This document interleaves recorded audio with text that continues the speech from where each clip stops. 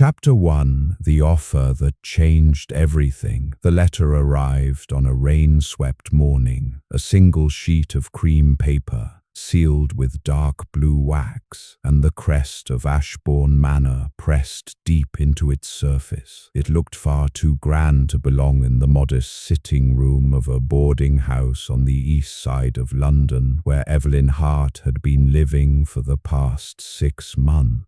The wax shimmered faintly under the grey light filtering through the window, and for a moment she simply stared at it, afraid to open it, afraid it might contain either her salvation or her ruin. She was 23 years old, too educated to be a governess, too poor to be idle, and far too proud to beg. Her father's death had left her with nothing but debts and the faint scent of ink and pipe smoke that still clung to his old books. He had been a solicitor, kind, thoughtful, but hopeless with money, and when he died, the world seemed to close its doors to her. Her only asset was her handwriting and her calm, clear voice, which made her well suited for the role of a secretary, though good positions were rare for women. She broke the seal. The paper smelled faintly of lavender and iron gall ink. "Miss Evelyn Hart," it began in an elegant, angular hand, "I am in need of a private secretary,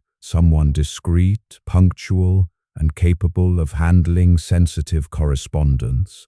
You come recommended by Mr. Armitage of the London Registry. If you are willing to accept a position at Ashbourne Manor, Derbyshire, write at once.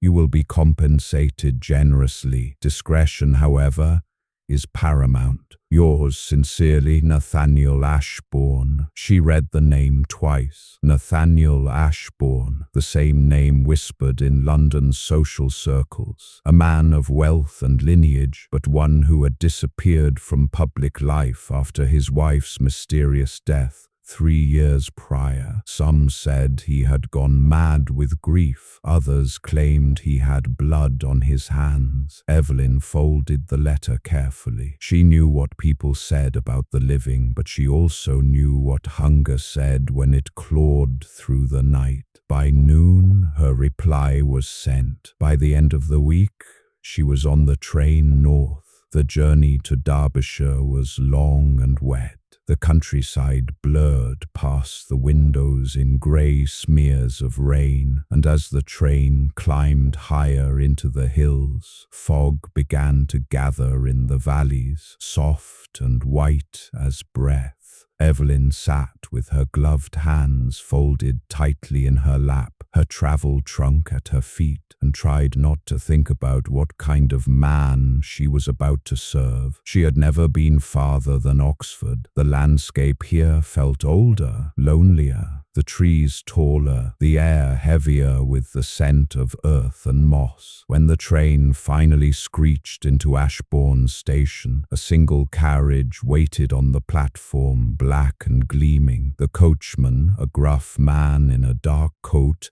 tipped his hat and took her case without a word. The road wound upward through dense forest. Between the branches, she caught glimpses of grey stone, towers, and high windows, a manor built not for comfort but for endurance. When they arrived at the gates, the ironwork rose like a cage against the storm. Ashbourne Manor stood on a ridge above the valley, its vast facade marked by centuries of weather and grief. It was beautiful, but in the way a cathedral is beautiful, solemn, echoing, too still for laughter. Inside, the air smelled faintly of wood polish and rain. A housekeeper met her in the entrance hall, a woman in her 50s with iron-grey hair and the kind of posture that suggested she had served the house her entire life. "Miss Hart, I presume," the woman said. "I'm Mrs. Latham. His lordship is expecting you in the study. Follow me." Evelyn's boots clicked softly against the marble floor as they passed through corridors lined with portraits. Each face seemed to watch her. Generations of Ashbournes,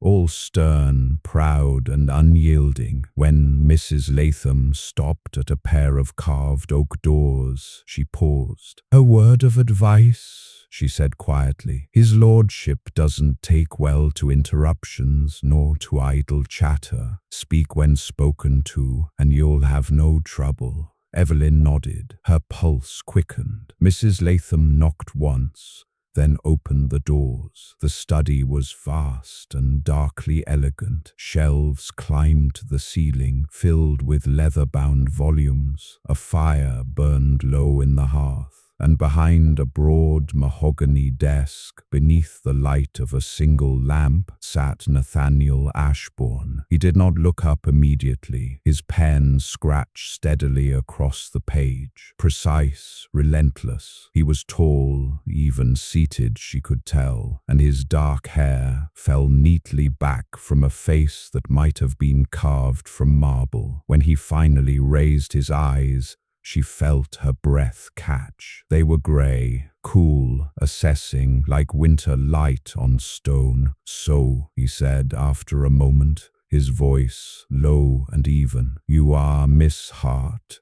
"Yes, my lord. Mr. Ashbourne will do." He gestured for her to sit. "Mr. Armitage speaks highly of your efficiency. That is rare. He also mentioned you have a steady temperament. That is rarer still." Evelyn folded her hands in her lap. "I try to be dependable, sir." He studied her for a long moment, as though weighing something unseen. "This position will require discretion above all else. You will handle my private correspondence, letters not meant for public eyes. Some of them may concern my late wife." His tone didn't falter, but there was a subtle shift, a tightening of his jaw. When he spoke the word wife, Evelyn's throat went dry. "Do you understand what discretion means in this house, Miss Hart?" "Yes, sir. It means silence, not just here, but everywhere. If you have doubts, speak them now." "I have none," she said, though in truth her mind was a tangle of questions. He nodded once. "You may begin tomorrow. Mrs. Latham will see you to your quarters. That will be all." Wasn't a dismissal so much as a test. She felt it in the air, in the way his gaze lingered on her just a second too long. As she rose, the firelight caught his face, revealing something unexpected. Not cruelty, as she had feared, but weariness, the kind that settles into the bones of a man who has lost too much, too soon. When the door closed behind her, Evelyn stood for a moment in the corridor, her heart still racing. She had the job, she had security, but as thunder rolled over the moors and the wind howled through the ancient halls, she realized she had also stepped into a mystery, one that might change the course of her life forever. That night, lying awake in her small attic room overlooking the misty grounds, she could still hear the echo of his voice, calm, distant,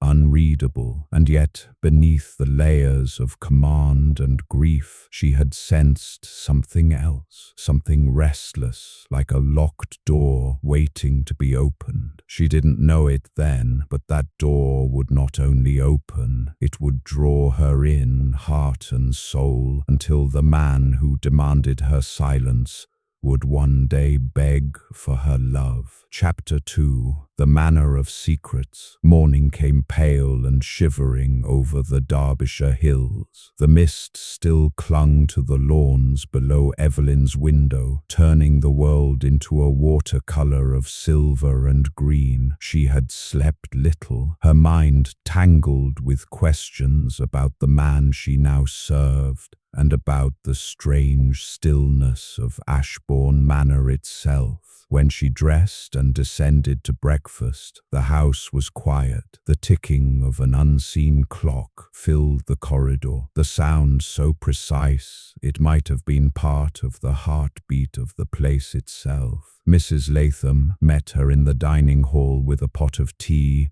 and a plate of buttered toast. "You'll take your breakfast here," the housekeeper said, setting down the tray. "His lord, Mr. Ashbourne, breakfasts in his study. He prefers not to be disturbed before noon." Evelyn nodded, grateful for the warmth of the tea, though she couldn't help glancing at the long, empty table. There must have been 20 chairs, each polished to a dark sheen, yet not one had been used in years. Even the air smelled faintly of dust and disuse. "Does no one else live here?" she asked gently. Mrs. Latham's mouth tightened. "Not anymore. The staff are few. The rest were dismissed after Lady Ashbourne passed." She said it softly, as though the very walls might disapprove of speaking the name. Evelyn lowered her voice. "Was it an illness?" Mrs. Latham's eyes flickered. "You'd best ask no questions, Miss Hart. Some things are better left where they lie." The warning hung between them like smoke. Evelyn said nothing more. By mid-morning she found herself in the study again, seated opposite the same man who had written to her in that impeccable hand. Nathaniel Ashbourne was every bit as controlled as he had been the night before. He wore a dark waistcoat, his shirt cuffs immaculate, and his movements, whether turning a page or signing a letter, were economical, measured, exact. He dictated correspondence in a tone that allowed no hesitation. "To the solicitor at Greystone," he said, pacing slowly across the rug. "Inform him that the estate accounts must remain private until the review is complete, and add, in my own words, that discretion is not merely expected, it is required." Evelyn's pen moved swiftly across the page, her hand steady despite the unease prickling at her spine. There was something about the way he spoke, controlled but not cold. Each word seemed weighted with thought. When she read the letter back to him, he nodded once, approvingly. "Your handwriting is precise. That will do." He paused then, his eyes resting on her longer than usual. "How long have you worked as a secretary?" "Nearly 2 years, sir. I assisted my father in his practice before he passed." "And yet," he said quietly, "you don't write like a solicitor's assistant. You write like someone who notices more than she should." Evelyn felt her cheeks warm. "I try to be observant. That can be a virtue," he said, "or a danger." The air between them shifted. It wasn't quite a threat, nor quite a warning. Something more complex, like a riddle with no answer. The days that followed settled into a rhythm. Evelyn worked from dawn to dusk, organizing correspondence, recording estate expenses, and transcribing letters dictated in Nathaniel's low, deliberate voice. Yet beneath that routine pulsed an undercurrent of something unspoken. Every time she entered the study, she could feel it. The tension that came from being in a room with someone who had forgotten how to be human and yet somehow still remembered what it had once felt like. Occasionally she caught him watching her, not inappropriately, never that, but as though he were trying to solve a puzzle that refused to yield. One evening, after the rest of the staff had retired, Evelyn lingered to finish a ledger. The storm outside had returned, wind thrashing against the windows. As she dipped her pen into ink, she noticed a letter on the corner of his desk, unsealed, half-written. Her name was not on it. The first few lines were faint but legible. "To the late Lady Ashbourne's brother. As I have said before, I will not reopen the matter. The inquest is closed. I have nothing more to say." Evelyn froze. She hadn't meant to read it, yet the words burned into her mind. The inquest is closed. When she looked up, Nathaniel was standing in the doorway watching her. His expression was unreadable, but the silence was heavy. She rose at once. "Forgive me, sir. I didn't mean." "You read what you shouldn't have." His tone was calm, too calm. "I didn't mean to pry." He crossed the room slowly, his gaze never leaving hers. "I believe you," he said, "but understand this, Miss Hart. This house has seen enough curiosity to last a lifetime. Do not add to it." Her heart pounded. "Yes, sir." He stopped beside the desk, picked up the letter, and tore it cleanly in half. The sound was louder than the thunder outside. Then after a pause, he said softly, "Do you think me cruel?" The question startled her. She hesitated. "No, sir. Only cautious." A flicker of something, pain perhaps, passed through his grey eyes. "Caution is the only virtue left to me." He turned away, and for the first time, Evelyn saw the faint tremor in his hand as he dropped the torn pieces of the letter into the fire. That night, she couldn't sleep. The rain tapped softly at her window, and the house creaked as though breathing. Somewhere below, a door opened, then shut again. Unable to resist, she wrapped a shawl around her shoulders and slipped into the corridor. The air was cold, the lamps dimmed. She descended the narrow servants' stairwell until she reached the ground floor. A faint light spilled from beneath the study door. She edged closer and through the narrow gap saw Nathaniel standing by the hearth, a glass of brandy in hand. He was not the same man she saw by day. His coat was undone, his expression raw, haunted. On the desk before him lay a small silver locket. He opened it, staring at whatever lay inside. Then, in a voice barely above a whisper, he said, "I tried, Margaret. I swear I tried." The words tore through her, intimate and broken. Evelyn stepped back quickly, her pulse hammering,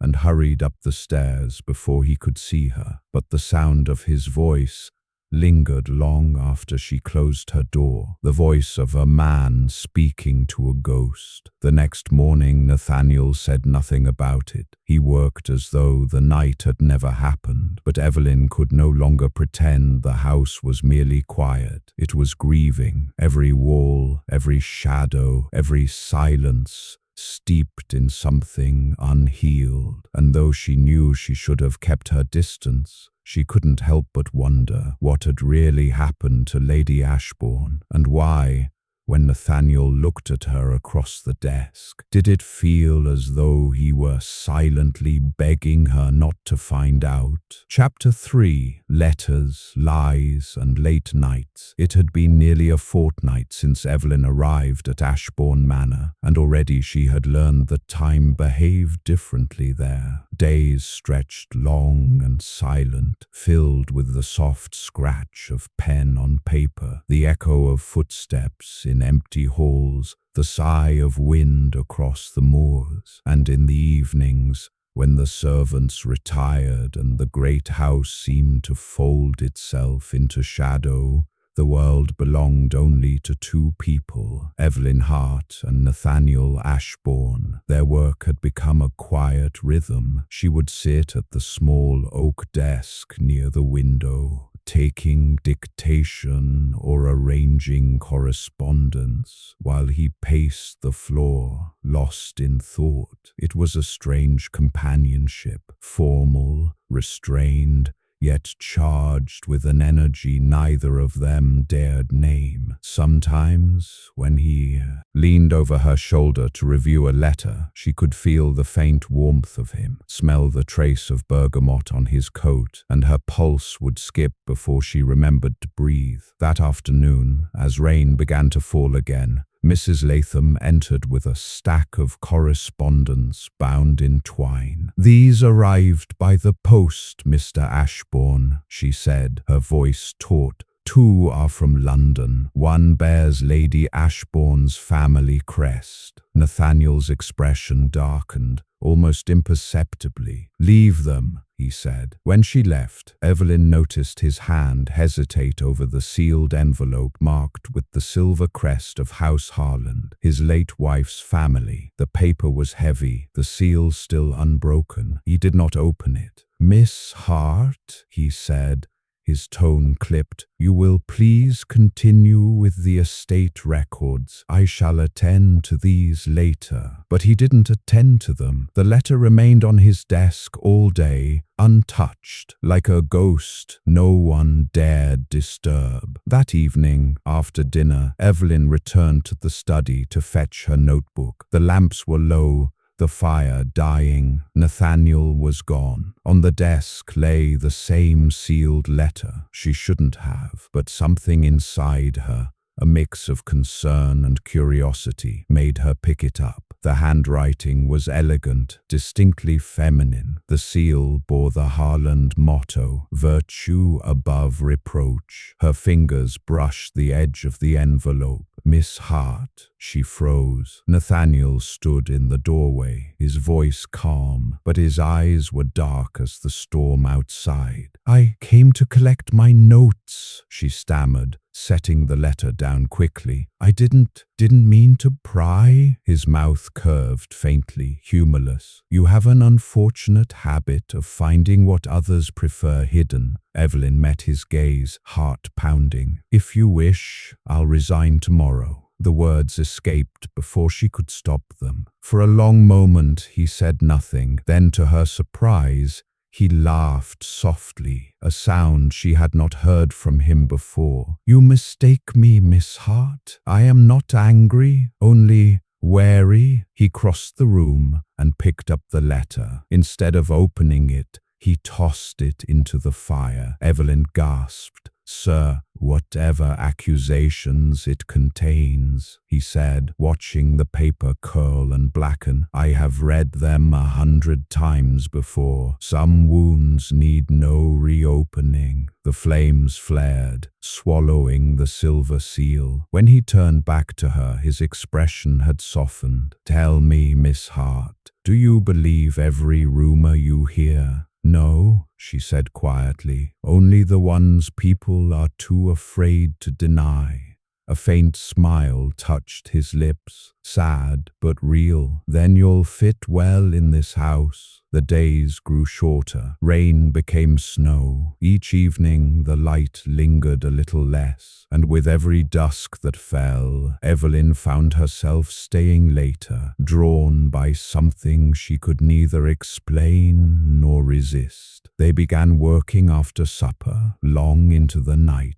He dictated letters she transcribed. Sometimes they spoke of nothing, sometimes of everything. Their conversations, though rare, had a way of revealing pieces of themselves neither had meant to share. One night, as they sat beside the fire, she asked softly, "Do you ever think of leaving this place?" He looked at her as though she'd spoken another language. "Ashbourne is my punishment, Miss Hart." "Punishment for what I failed to do," he said simply. There was a silence then, heavy and tender. Evelyn wanted to ask what he meant, but the look in his eyes stopped her. It wasn't anger or pain, it was guilt, and guilt, she knew, was not something easily shared. By the third week, word of her presence had reached the nearby village of Bramble Hollow. When she went down to fetch supplies one afternoon, whispers followed her through the shop. "That's her," someone murmured, "the one working for him. Poor girl, doesn't she know what happened to the last one?" Evelyn turned sharply. "The last one?" The shopkeeper, a kind-faced woman, hesitated. "Mr. Ashbourne's previous secretary, a young man, vanished one night, they say. Some think he ran off, others think—" she trailed off. Others think what? That the master of Ashbourne has a temper best not tested. Evelyn forced a small smile. Rumors travel faster than truth. The woman sighed. Aye, but sometimes, miss, they start from truth. That evening, when she returned to the manor, Nathaniel was waiting. His coat was off, his sleeves rolled up, a sight she'd never seen before. You went into the village, he said, not a question. Yes, sir, for supplies. His expression tightened. You will inform Mrs. Latham next time. The less they talk about this house, the better. Are you truly so hated? She asked,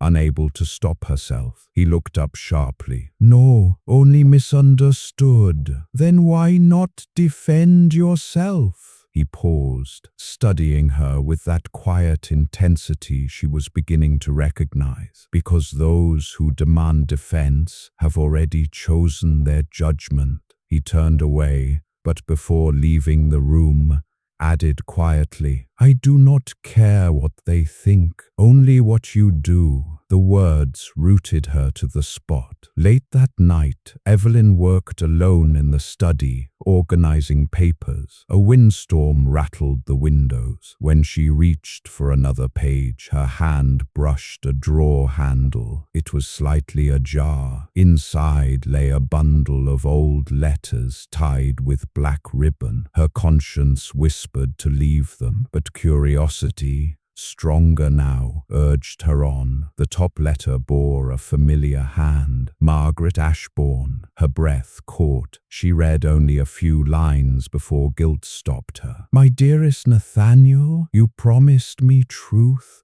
yet you keep your doors locked and your heart colder than the stone beneath our feet. Evelyn closed the drawer quickly, trembling. Behind her, the door creaked. Nathaniel stood there, his eyes shadowed by the firelight. She froze. I didn't mean to. He crossed the room, his voice low. You think me a monster, don't you? No, she whispered. Then why do you tremble? Because, she swallowed hard, because I don't know what to believe. He stopped only a pace away. Nor do I. The silence that followed was electric. Her heart thudded in her throat. She could feel the warmth of him, the restrained power, the sorrow. Then, almost reluctantly, he stepped back. Go to bed, Miss Hart. Yes, sir. She obeyed, but as she climbed the stairs, she knew something had changed. The lines between duty and desire had begun to blur, and the more she tried to understand Nathaniel Ashbourne, the more she feared she would lose herself in the attempt. Chapter 4. The Mask and the Man. The first snow of winter came quietly to Ashbourne Manor. It fell in fine silver dust across the lawns and drifted against the high windows,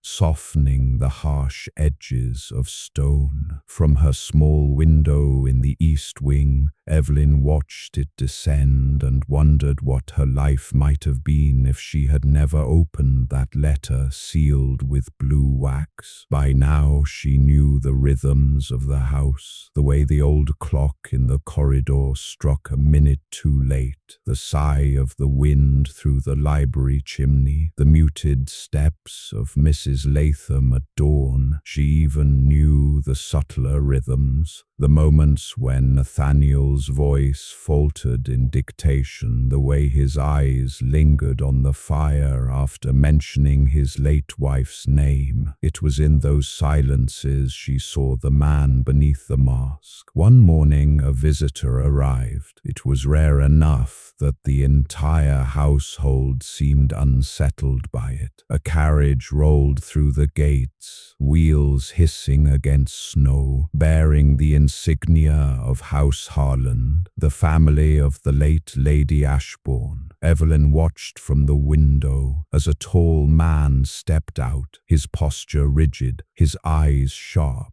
He was perhaps in his 30s, with a polished cruelty in his smile. "Mr. Charles Harland," Mrs. Latham murmured under her breath when she saw him. "Her ladyship's brother. Trouble follows him like a shadow." Moments later, Evelyn was summoned to the study. When she entered, Nathaniel stood by the fire, his expression carved from iron. Harland lounged in a chair opposite, one hand resting on a cane that seemed more ornament than necessity. "Ah," Harland said lazily, turning toward her. "So this is the secretary. Young, pretty. No wonder you've kept her hidden, Nathaniel." Evelyn stiffened, unsure whether to curtsy or flee. Nathaniel's voice was ice. "Mind your tongue, Charles. Miss Hart is an employee, nothing more." Harland smiled. "Of course. That's what you said about the last one too, wasn't it? The poor boy who vanished. Tell me, did he take his secrets with him, or did you bury them somewhere on these moors?" Evelyn saw the faintest twitch in Nathaniel's jaw, but he said nothing. Harland rose, brushing imaginary dust from his sleeve. "You can burn my letters, cousin by marriage, but you can't burn the truth. Sooner or later, someone will talk. They always do." With a mocking bow toward Evelyn, he left. The door closed with a thud. The silence that followed was unbearable. "Mr. Ashbourne," she began softly. He turned toward her, his eyes bleak. "You needn't say it. You're wondering if it's true." "I'm wondering," she said carefully, "why you let him speak to you like that." A bitter smile touched his lips. "Because he already took everything else. Let him have his words." He sank into the chair Harland had vacated and pressed a hand to his temple. For the first time, Evelyn saw how tired he truly was. Not the composed gentleman of the day, but a man worn thin by guilt, rumor, and solitude. "Sit," he said quietly. She hesitated, then obeyed. "When Margaret died," he began, "the world believed it an accident, a fall from the terrace in the north garden, but the whispers started within days that I pushed her, that we quarreled over money, over heirs, over my pride."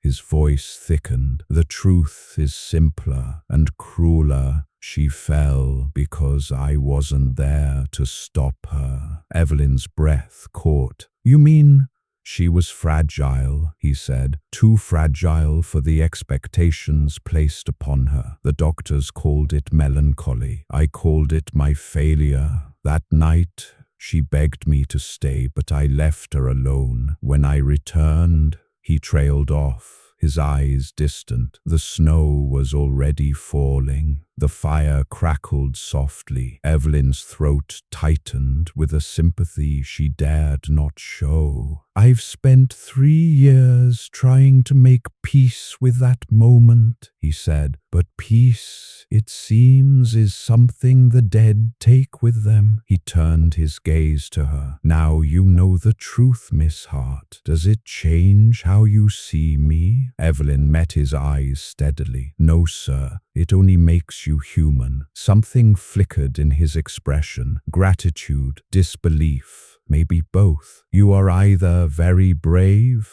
he said softly, "or very foolish. Perhaps both." From that day forward, something unspoken changed between them. He no longer treated her merely as an employee. Their conversations, once clipped and formal, grew warmer, touched by fragments of memory, even humor. He began taking his tea beside her desk, asking about her childhood in London, about her father's law office, about the books she read when she couldn't sleep. In return, she asked about the manor, its portraits, its legends, its silences. "Why keep so many rooms closed?" she asked one evening as she helped organize the library. He smiled faintly. "Because the past already lives in too many of them." When he smiled, truly smiled, he seemed years younger. It unsettled her. The warmth it stirred in her chest, the tenderness that frightened her more than any rumor. One night,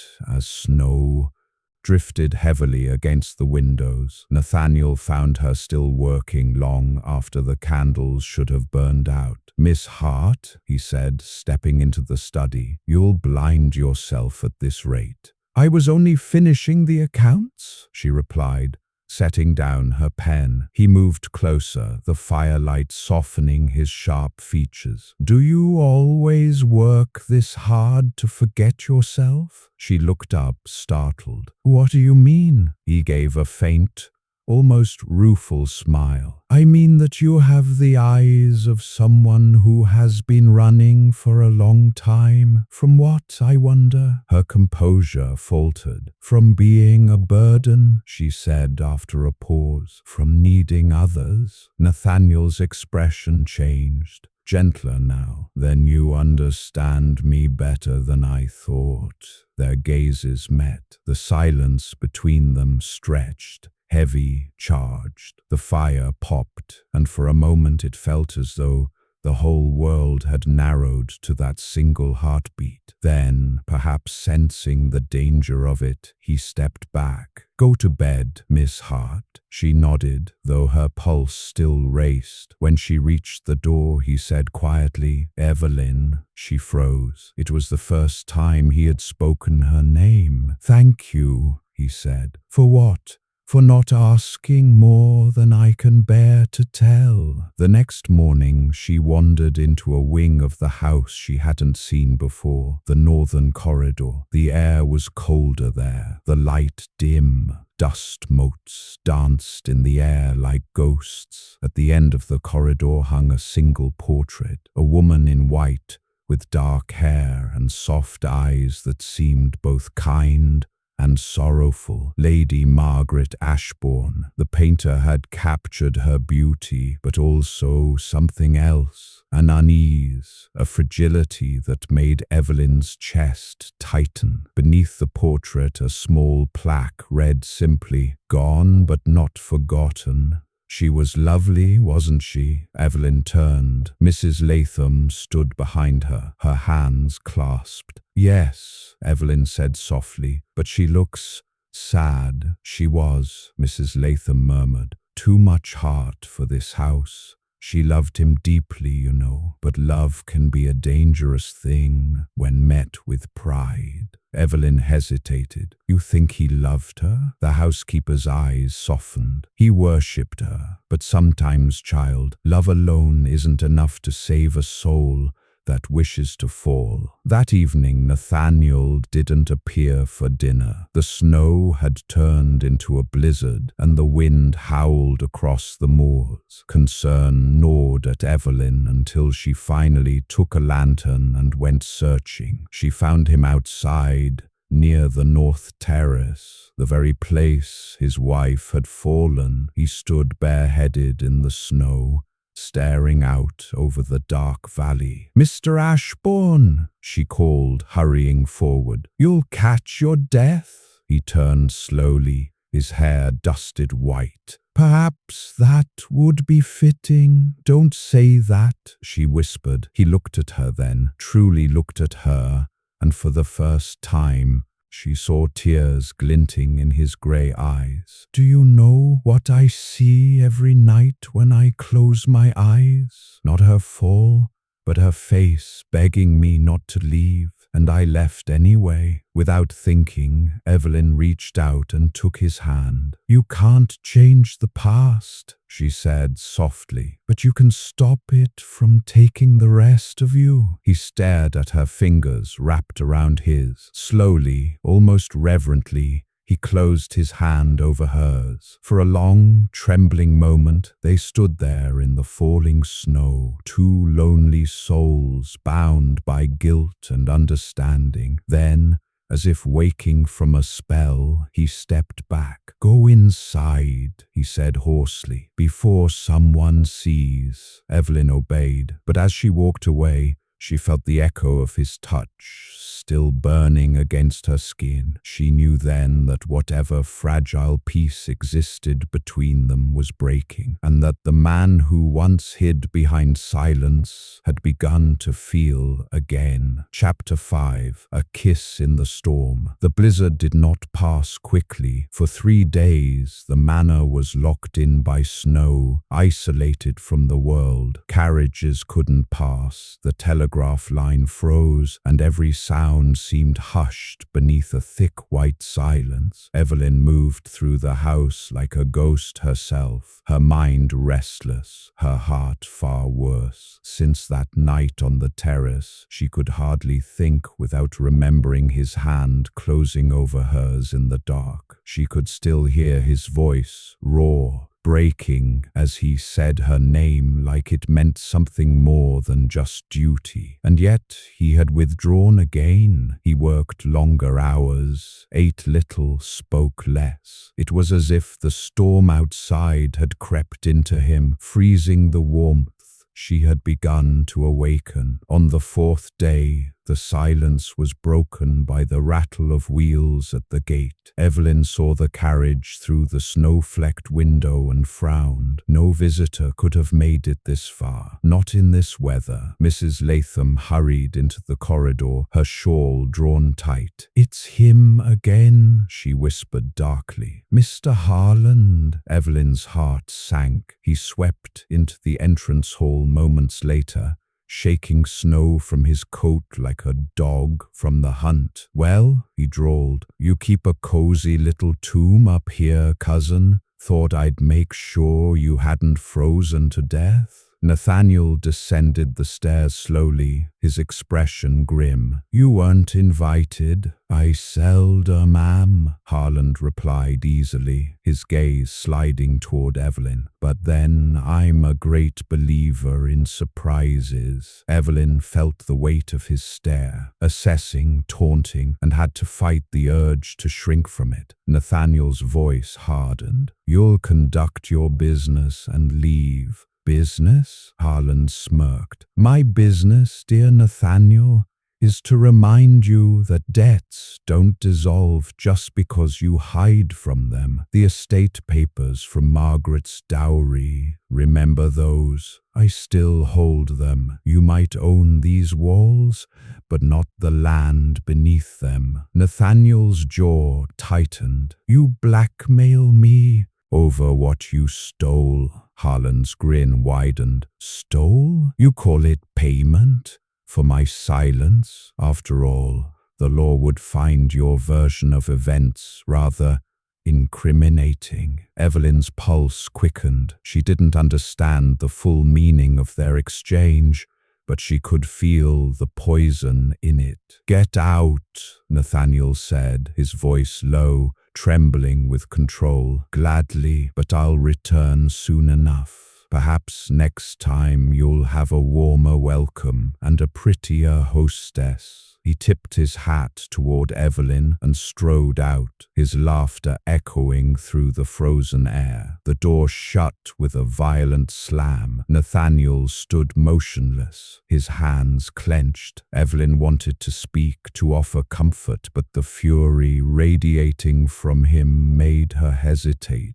He turned sharply. "You heard enough, I imagine. I didn't mean to." "It doesn't matter," he cut in, his voice raw. "He wants this house destroyed. He wants me destroyed." She took a tentative step forward. "What does he have against you?" "Everything," he said bitterly. "Margaret's dowry was tied to his family's estate. When she died, he expected to inherit her fortune, but she left it to me instead. He spent 3 years trying to take it back by any means necessary. Evelyn's voice softened. Then you mustn't let him. He gave a short, harsh laugh. Do you think I haven't tried? But Harland is cunning. He twists truth until it breaks. And now, he stopped abruptly, his eyes on her. Now he'll use you. Me? He saw what I wouldn't admit. His voice dropped. That you mean something to me. Evelyn's heart stopped. For a moment, neither spoke. The fire hissed softly between them, throwing flickers of light across his face. Nathaniel? She began, but he took a step closer. Don't, he said quietly. Don't speak. If I say it aloud, there'll be no turning back. Then perhaps, she whispered, you shouldn't say it at all. He exhaled sharply, as if the words pained him. You should hate me for what I've done,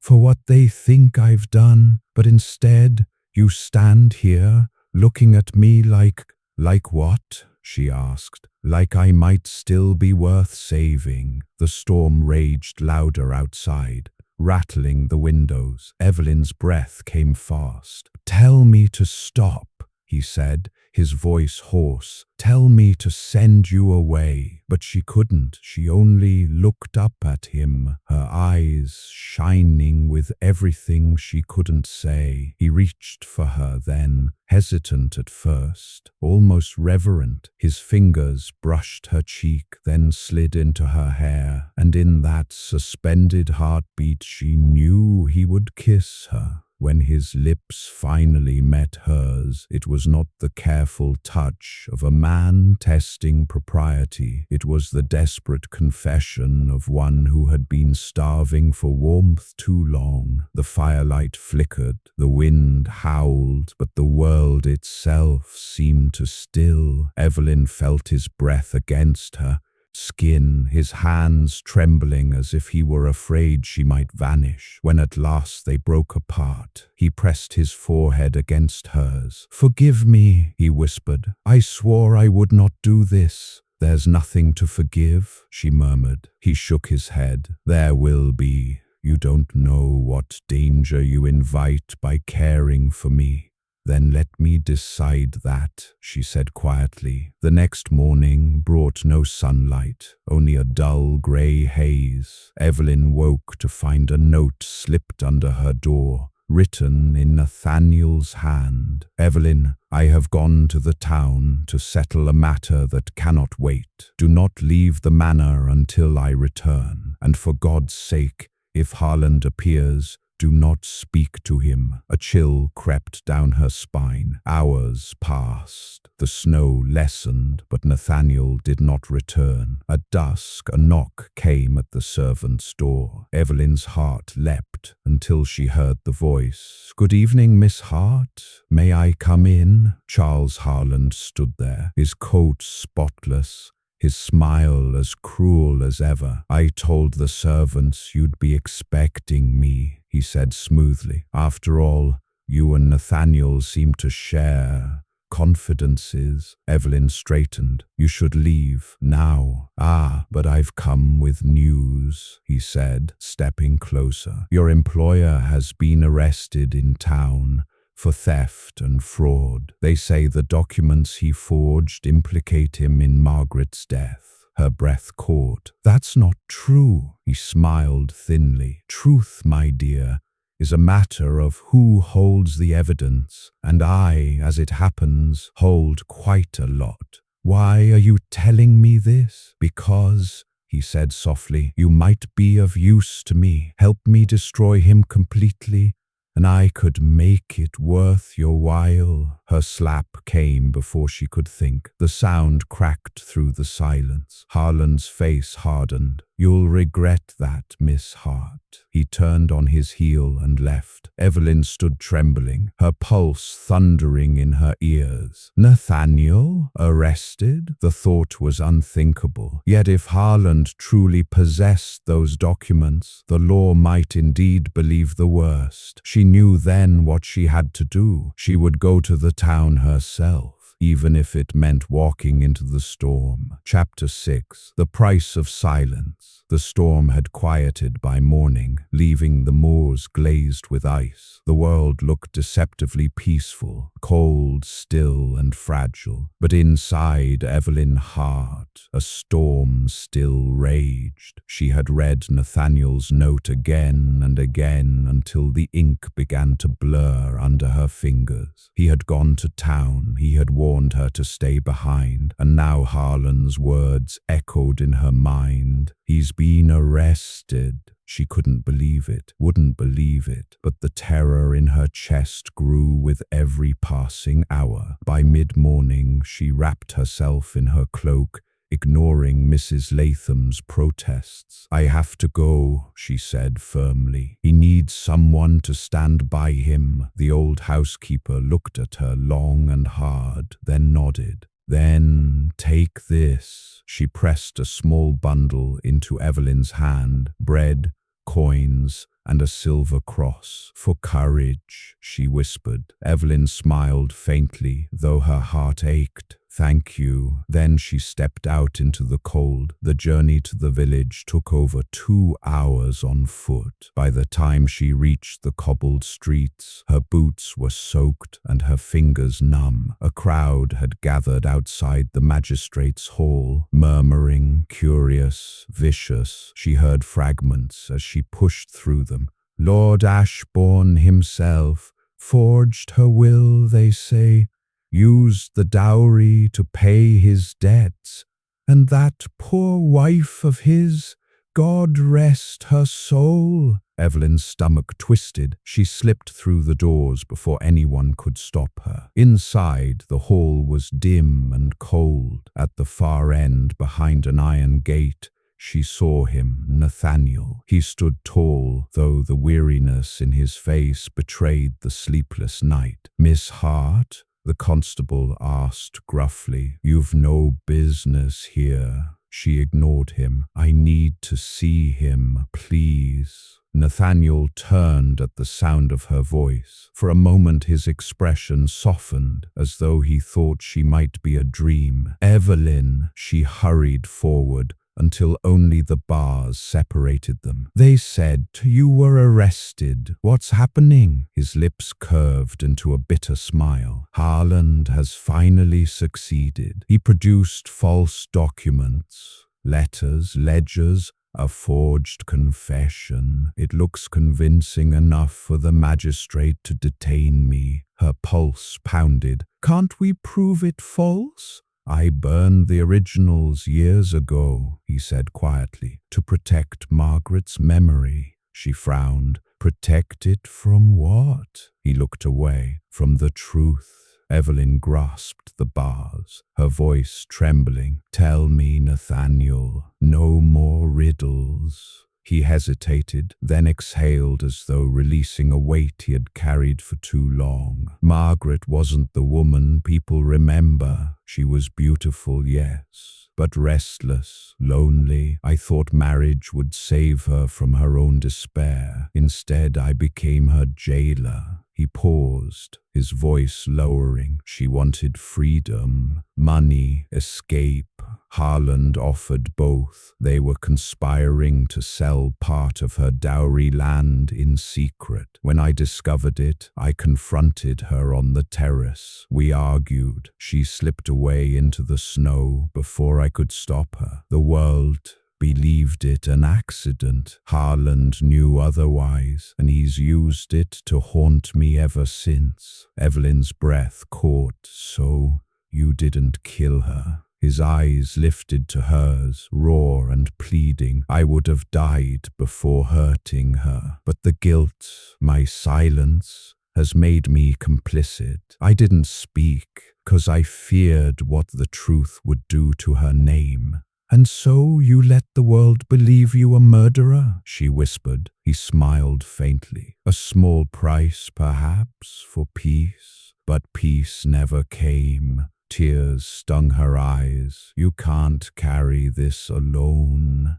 anymore. If you stay silent, Harland wins. You must tell the magistrate everything." His gaze softened. "And if that means dragging her memory through the mud, then let the dead rest in truth," she said fiercely, "not in lies." He reached through the bars, his fingertips brushing hers. "You shouldn't have come. Where else would I go?" she whispered. That night, Evelyn took a room above the apothecary near the square. Sleep would not come. She replayed his words, every detail, every pause, and then Harland's smug face flashed in her mind. If Harland held the forged documents, she would find them. At dawn, she wrapped her cloak tight and went to the Harland residence, a townhouse looming dark against the pale winter sky. The servant who opened the door blinked in surprise at her arrival. "Tell Mr. Harland that Miss Hart wishes to speak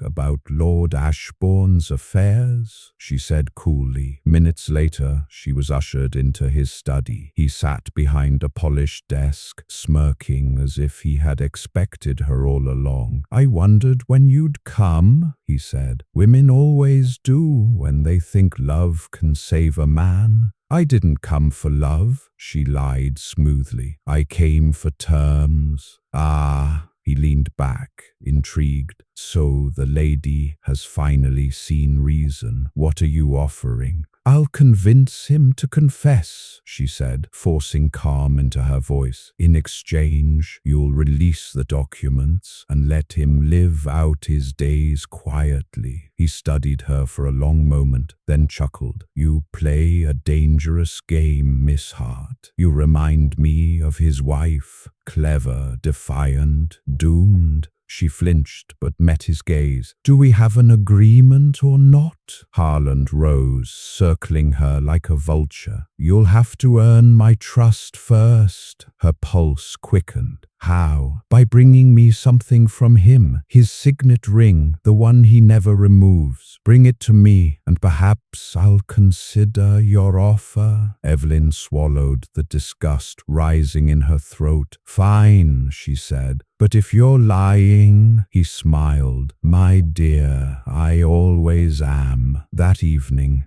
she returned to the magistrate's holding cell. The constable grumbled but let her through. Nathaniel looked weary, his hair disheveled, his coat rumpled from sleeplessness. "I thought you'd gone," he said softly. "I did," she said, her voice trembling. "To Harland." His eyes darkened. "You shouldn't have. He has the papers, Nathaniel, the proof that could ruin you or free you, but he wants something in return. Your ring." He looked down at the signet on his hand, a heavy gold band engraved with the Ashbourne crest. "He wants the symbol of my name," he murmured. "He's always wanted that. Give it to him," she urged. "If it buys us time." He reached through the bars, touching her face. "No, I won't trade truth for peace again. I've lived that lie once, and it cost me everything." Her voice broke. "Then what are we to do?" He smiled faintly. "You already know, Evelyn. You must speak for me. Tell them what you've seen, what you know. You've nothing to lose." Her eyes filled. "You're wrong. I'll lose you." He exhaled slowly. "Then perhaps that's the price of silence, the thing we love most." The following day, the magistrate convened an inquiry. The hall was packed. Whispers swirled like smoke. Harland stood at the back, arms folded, a predator watching its prey. Evelyn stood before the bench, her heart hammering. "My lord," she said clearly, "the accusations against Lord Ashbourne are false. The evidence has been tampered with. Mr. Charles Harland forged the documents to seize the estate. Gasps rippled through the crowd. Harland's face twisted in fury. "Do you have proof, Miss Hart?" the magistrate asked. Evelyn's hand trembled as she drew a folded letter from her cloak. "I do. His handwriting, his seal, a note he left for me, threatening that I'd regret defying him." She placed it on the table. The magistrate examined it carefully. When he looked up, his expression was grave. "This will require further examination, but it raises grave doubts against the accusations." Harland exploded. "She's lying. That girl would say anything to save her lover." The constables moved toward him as he shouted, but the magistrate's voice cut through the noise. "Enough! Mr. Harland, you will remain in custody until this matter is resolved." For the first time in days, Evelyn breathed. Nathaniel turned to her across the hall, his expression one of disbelief and something deeper, gratitude, love. By nightfall, the charges were dropped. Harland's deceit unraveled under scrutiny, his greed finally his undoing. Evelyn waited outside the hall as Nathaniel emerged, free but visibly changed. He looked at her for a long moment before speaking. "You risked everything. I only did what you would have done," she said softly. "No," he murmured. "You did what I couldn't. You spoke the truth." The wind was cold, but the night sky had cleared, stars glittering like fragments of hope. "Evelyn," he said quietly, "I've spent years hiding behind silence, believing it would protect me, but all it did was keep me from you." She stepped closer, her voice trembling. "Then don't hide anymore." He smiled faintly and took her hands. No more secrets, no more silence. And beneath the winter stars, he kissed her, not out of desperation this time, but out of promise. Chapter 7. When hearts betray duty, the scandal faded slowly, like a wound that healed but left its scar. Weeks passed since the inquiry. The newspapers printed retractions. Harland's name became synonymous with disgrace. Nathaniel's was cleared, though not entirely forgiven. Society had a long memory for sin, even imaginary ones. But Ashbourne Manor was quieter now, peaceful, almost mournful. The snow had melted from the gardens, revealing the first pale signs of spring, and yet within its walls something still felt unfinished. Evelyn often found herself in the library, sorting papers that no longer required sorting, reading letters that no longer needed answers. The house had changed, but so had she. Nathaniel had withdrawn again, though not in the same way as before. His silences were gentler now, filled not with shame but with uncertainty. It was as though freedom had left him unsure of what to do with it. He returned from town one afternoon, his coat dusted with rain. She rose as he entered the study, expecting their usual exchange of quiet greetings. But he did not meet her eyes. "I spoke with the solicitor today," he said instead, removing his gloves. "The estate is restored. The tenants' rents will be reduced this season." "That's wonderful news," she said softly. He nodded,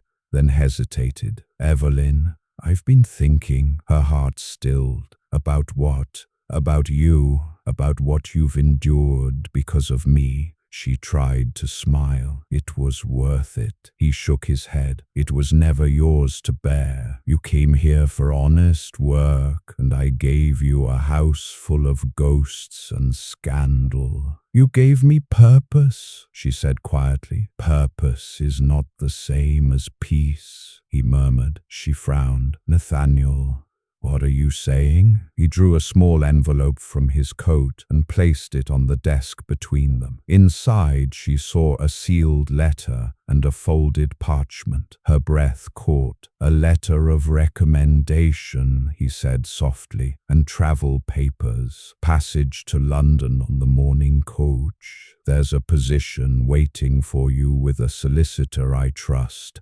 Someone who will value your skill." Evelyn's throat tightened. "You've arranged for me to leave?" "I'm offering you a choice," he said gently. "To begin again, far from this place, far from my name. You deserve a life untouched by my past." She stared at him, her chest aching. "And what of you?" He smiled faintly, though his eyes were shadowed. "I have the manor, the tenants, the accounts, the past, always." "You're sending me away because you think it's noble?" she said, her voice breaking. "But it's cowardice, Nathaniel. You're afraid of being happy." He flinched as though struck. "You think happiness can last in a house built on ruin?" "I think," she whispered, "that sometimes ruin is where love begins." They stood in silence. The fire cracked softly, the storm clouds beyond the window rolling in once more. Finally he said, "If you stay, I'll only hurt you." "Then let me decide what hurts," she whispered, but he turned away. "Please, Evelyn, don't make this harder." The next morning dawned grey and cold. The carriage waited at the gate, its wheels already damp with mist. Evelyn stood in the entrance hall, her small trunk at her feet. She wore her travelling cloak, though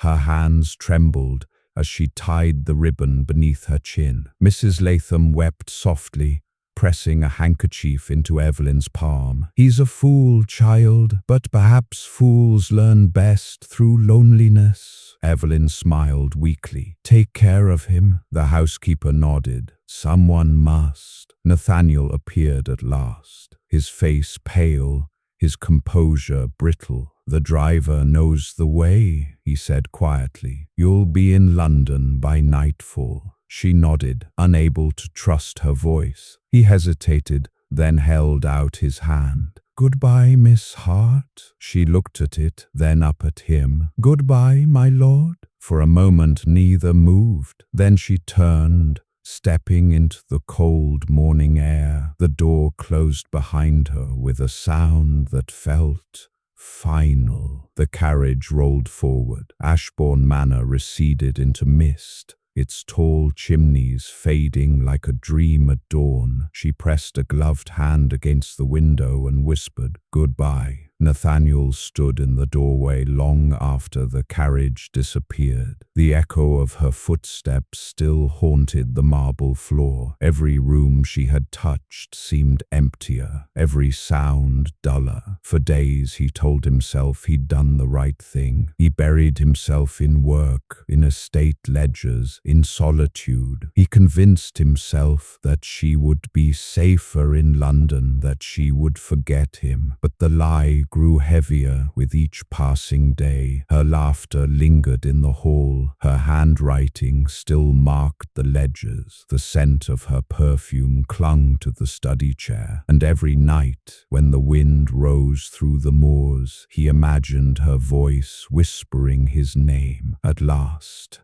he could bear it no longer. 3 weeks later, Evelyn sat at a small desk in her London lodgings. She had begun work for a solicitor, just as Nathaniel had arranged. The city was loud and alive, but she felt like a ghost drifting through it. The knock came just after dusk. The postboy handed her a sealed envelope. Her breath caught when she saw the crest, Ashbourne. Her fingers trembled as she broke the seal. "Evelyn, I once believed that silence was strength, that by sparing others from my darkness, I might preserve their light.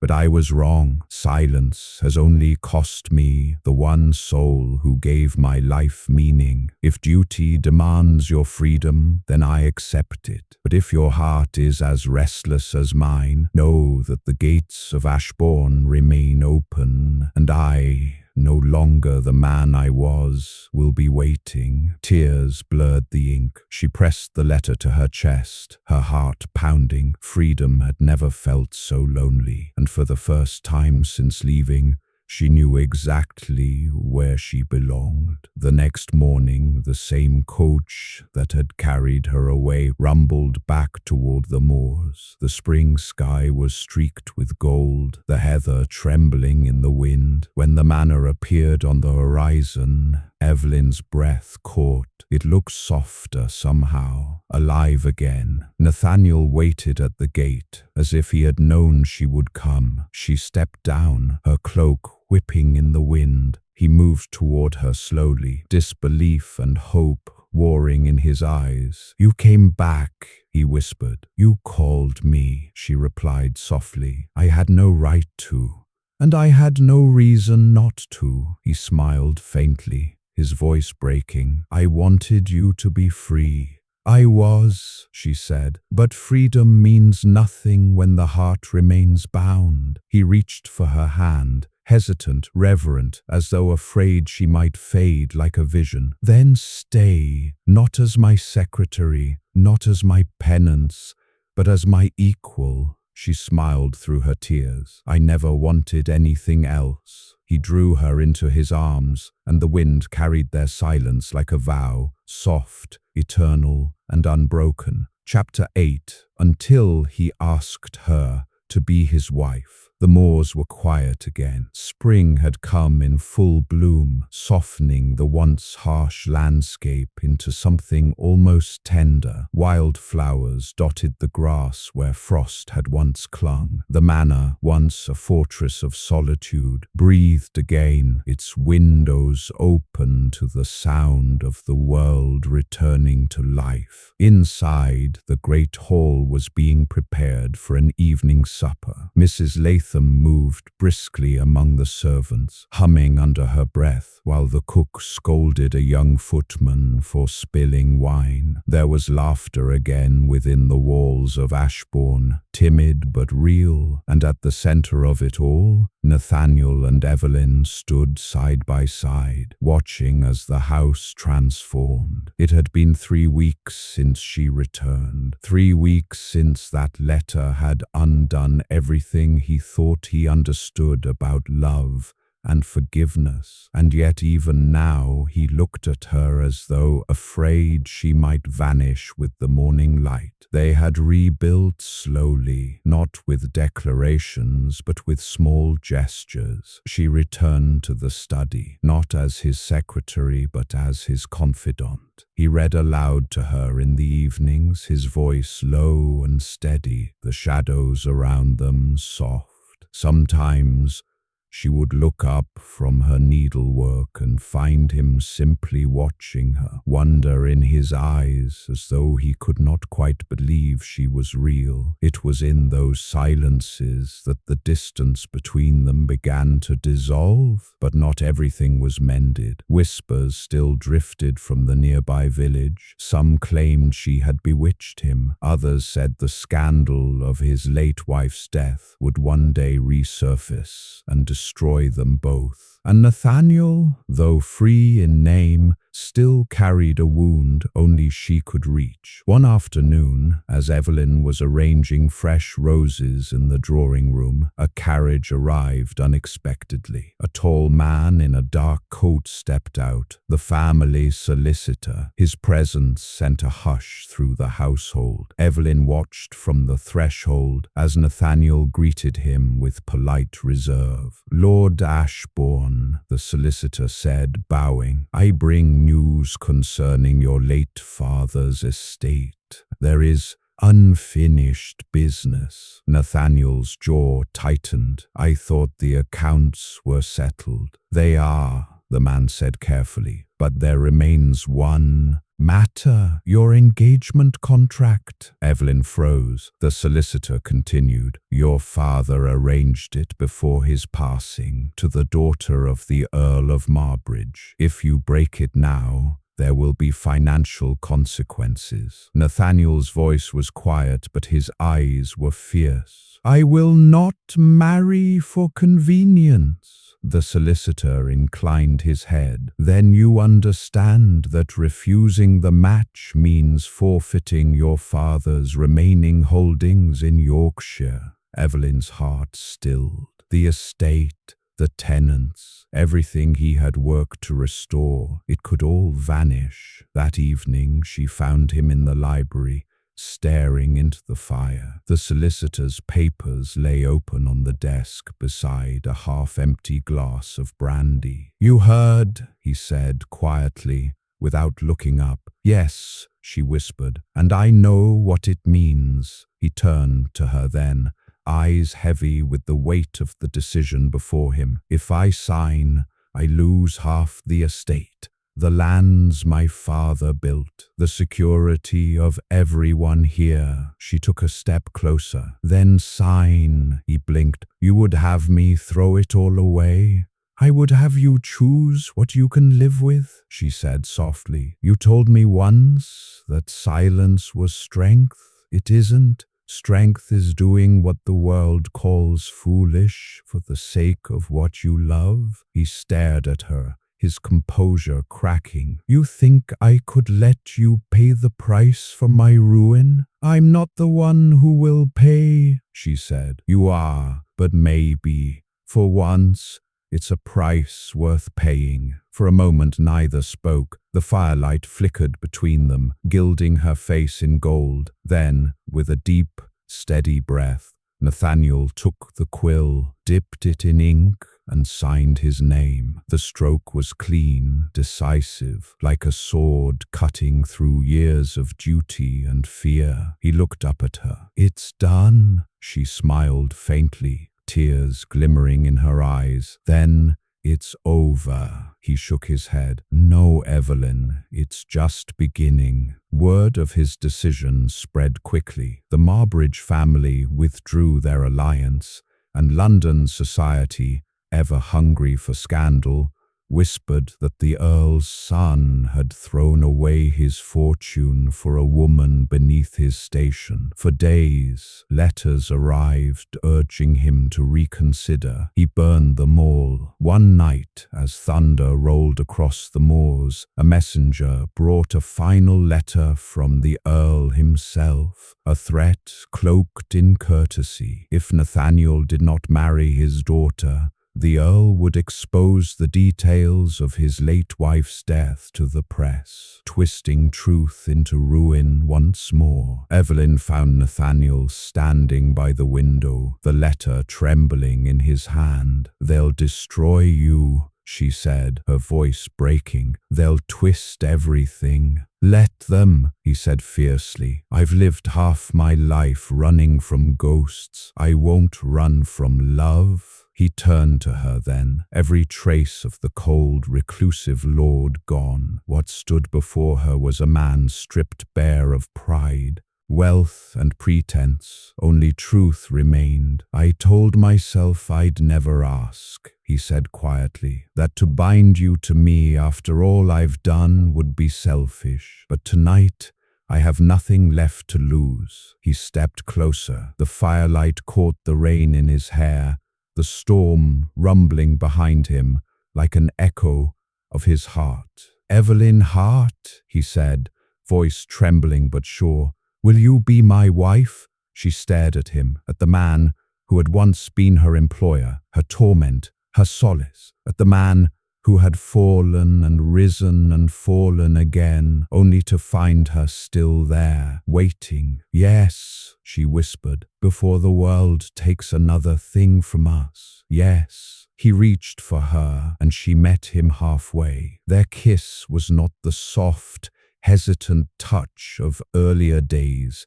It was fierce, desperate, and full of life, a promise that whatever ruin awaited them, they would face it together. The next morning broke clear and bright. The storm had passed, leaving the world washed clean. Bells rang softly in the village chapel, calling the faithful to worship. But that morning, They rang for something else. Mrs. Latham wept openly as she helped Evelyn into her gown. It was simple ivory silk with lace at the sleeves. No jewels, no finery, only a single wildflower pinned to her hair. Downstairs, Nathaniel waited by the hearth, dressed not in noble regalia, but in a dark suit that spoke of quiet dignity. When she entered, his breath caught. "You look like forgiveness," he murmured. "And you," she said softly, "look like home." They married in the small chapel overlooking the moors. The vows were simple, but the silence that followed was holy, a stillness that felt like the world holding its breath.